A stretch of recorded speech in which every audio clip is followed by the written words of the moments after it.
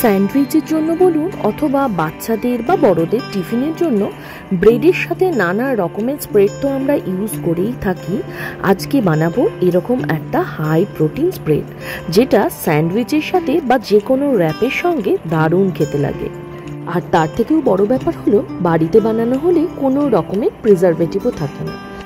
একটা মিক্সিং জারের মধ্যে প্রথমেই নিয়ে নিচ্ছি বেশ কিছুটা পরিমাণ পনির।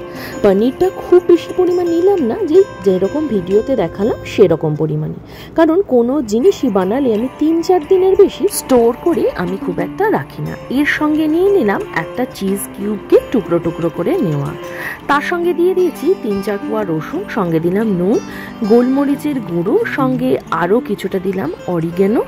এবার দিলাম খুব সামান্য পরিমাণ চিলি ফ্লেক্স, যেহেতু কিয়ান খাবে সেই জন্য চিলি ফ্লেক্সটা অল্প দিলাম। তার সঙ্গে বেশ কিছুক্ষণ ধরে কাজু বাদাম আর একটা শুকনো লঙ্কা ভিজিয়ে রেখেছিলাম সেটাও দিলাম, সঙ্গে অল্প চিনি, 2টো বরফের কিউব, অল্প অলিভ অয়েল দিলাম। অলিভ অয়েল যদি না থাকে তাহলে অল্প সাদা তেল ইউজ করতে পারেন। এবার দেব ঠিক 2 চামচ পরিমাণ জল। এবার জলটা দেওয়ার পরে মিক্সিং জারের ঢাকাটা বন্ধ করে একদম স্মুথ পেস্ট করব।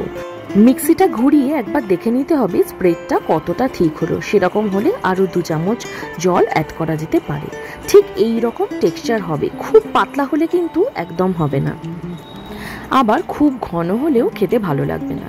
ব্যাস, এবার ব্রেড নিয়ে ব্রেডের মধ্যে এই স্প্রেডটাকে বেশ পরিমাণ মতো করে লাগিয়ে ইচ্ছা মতো নানা রকমের স্যান্ডউইচ বানিয়ে নেওয়া যেতে পারে। আর এই স্প্রেডটা এমনিতেই এতটা বেশি টেস্টি হয় না যে শুধুমাত্র স্প্রেডটা লাগিয়েও ব্রেডটা এমনি খেতেও খুব ভালো লাগবে। এটা বাচ্চাদের টিফিনের জন্যও কিন্তু বানিয়ে রাখতে পারেন। যদি বড়রা খাবে মনে করেন তাহলে আরও কিছুটা লঙ্কা বেশি করে অ্যাড করে নিতে পারেন, তাহলে একটা স্পাইসি ব্যাপার আসবে। আর যদি মনে করেন কিছুটা বেশি দিন স্টোর করবেন তাহলে মিক্সিতে ঘোরানোর সময় কিছুটা লেবুর রসও মিলিয়ে নেবেন। এবার হয়ে গেছে আমার স্যান্ডউইচটা তৈরি।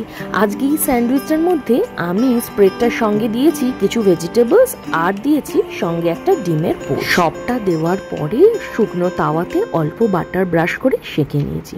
ব্যাস রেডি।